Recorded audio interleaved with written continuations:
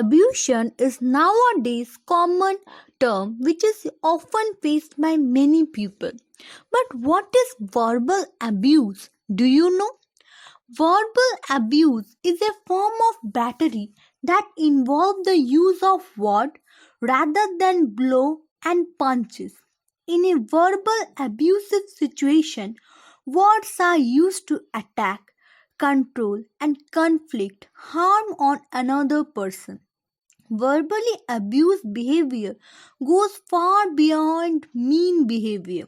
It involves inflict psychological violence and other person, attacking the very nature of an individual being and attempting to destroy his or her spirit.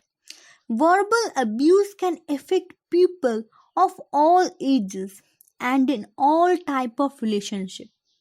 However, it is especially prevalent in martial relationships. A number of behavior are considered verbal abuse, including angry outbursts, screaming, rages, and name calling.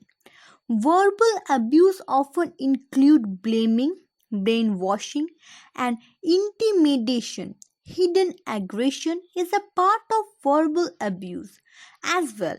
Verbal abuse is extremely manipulated as insults are often disguised as caring comment. Verbal abuse can be overt to or convert, but it is always about controlling and manipulating the victim. Often, verbally abused comments are offered as a joke.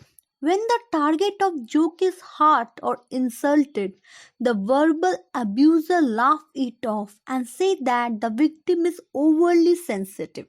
However, the intent of the verbal abuser is to cause this hurt. After a time, verbal abuse often escalates into physical abuse. Argument in a verbally abusive relationship are far different from those in a healthy relationship. Normally, people argue over real issues that have the potential to be resolved. In verbal abusive argument, real conflict are not the issue and problem and are not resolved. The abuse becomes the issue and often the victim is told that everything is always his or her fault. Often verbal abuse tells their victim what to think and how to feel. They typically refuse to see or understand the victim's point of view. In fact, they often object in a violently verbal way to the victim's option and desire. Verbal abusers often deny reality and attempt to keep their victim confused by constantly changing or distorting the issue. Withholding is often a major part of a verbal abuse. In a verbally abused relationship, the abuser may withhold the information, affection, support, or money. When the abused victim attempts to speak out about such issue, the verbal abuser denies the issue altogether. Verbal abusers often seek to isolate their partner, cutting off or blocking their relationship with friends and family. Sometimes the verbal abuser works to convince the victim that the abuser is the only person who really cares about or likes the victim. In some cases, the verbal abuser may admit to his or her behavior and agree to stop. Typically, however, the behavior begins again with a short period of time. Verbal abuse can be described as a stealthy. It leaves wounds that are not visible to the naked eye.